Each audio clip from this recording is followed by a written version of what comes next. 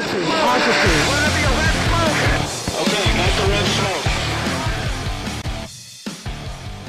So my Navy story, I grew up on the sailboat.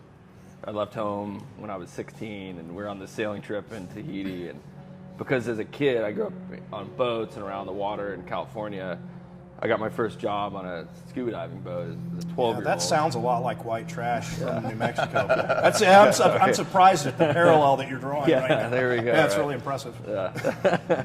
But I mean, as a kid, it's like some Jacques Cousteau adventure. I'm 12 years old, working on this dive boat.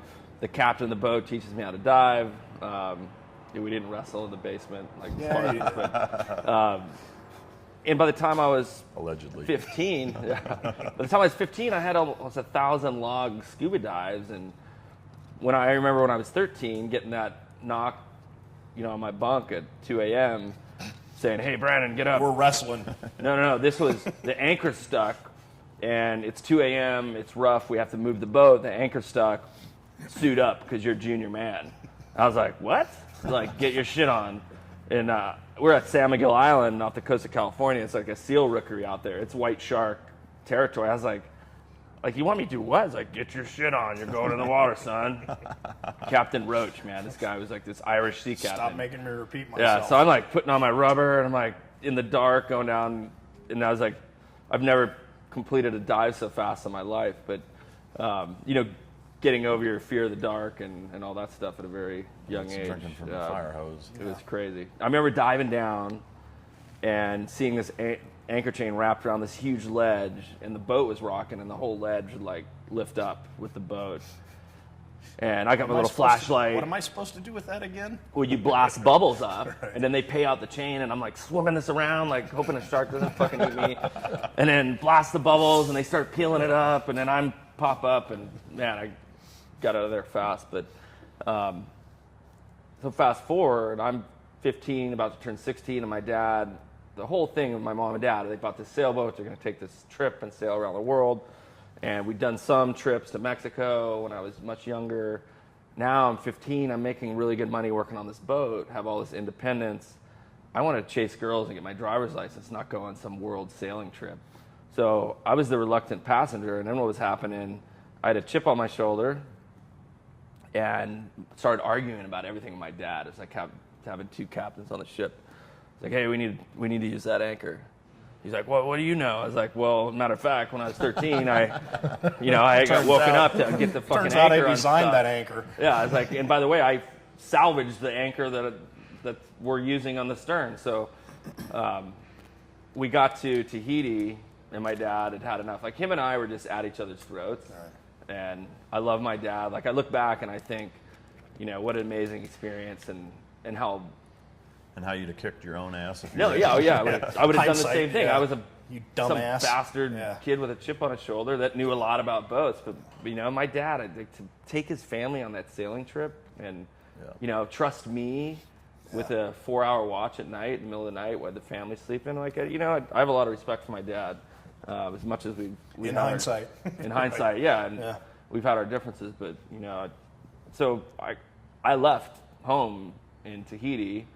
I found a catamaran that was looking for crew to go to Hawaii, so I jumped on the boat, and I'll never own a monohull sailboat again, because we did like 7 knots average. I jumped on this catamaran, and I don't think we did less than 14 knots all the way to Hilo, Hawaii, one tack. Once you flip that bitch, you don't. Knots, yeah. It doesn't ride itself up. Yeah, so... Long story longer, I get back to California. The owner of the dive boat lets me live on the boat, finished high school. I actually met 2 guys from SEAL Team 5 that came up on a dive trip and kind of told me about the SEAL teams. And they pulled me aside. They saw me come out of the water. I'd shot this 40-pound halibut, and I got a full limit of 7 bugs in my bag. And they're like, who are you? Like, what? I remember the Fish and Game thought that they were using my fishing license for other guys. They didn't believe that I had all this lobster and fish. But that's how I learned about the Navy and the SEAL teams. And then, Yeah. I'll take another one too. Yeah, I mean, I'm going We have dry, man. a special surprise. It's not very secret. Surprise Yes, guest. sir, man. Hey, can you get me I need another one of these. Why don't you just say it? Fucking Drago, the third base coach over here. So Scott McEwen is the co-author of American Sniper. He's a special surprise guest. They're surprise Serving bartender. drink. Thank you for that. Now I can talk shit. Oh, now you can. I don't think it's the booze doing that, but Nah. So I have this great job on the dive boat, and all my friends off the boat are getting into that whole surfer, skater, California scene, doing drugs, and I lost my best friend growing up to crystal meth. Like, he ruined his life. And thanks, brother. Thanks. And I said, I got to get out of here. Like, I could see that this environment, I needed to get away from it. And I remember watching my friends freebase cocaine in the harbor bathroom, and I was like, having no part of it, but going, Sure you weren't. hanging out. Look at you. Fuck you. I remember them going back later in the night and trying to like scrape some scraps out, and I was like, these guys are The fuck is wrong with you up. guys? Yeah, that's exactly what I thought. And I was fortunate enough to be mentored on that dive boat and have really good mentors. But that's why I joined the Navy. I was like, I got to get out of here.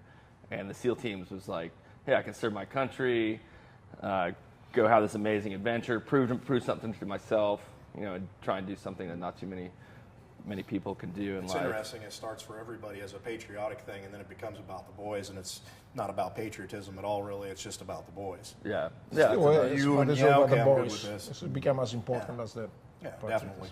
So that's my bud story. I ended up in the fleet because I got the same line from my recruiter, who took me to MEPS.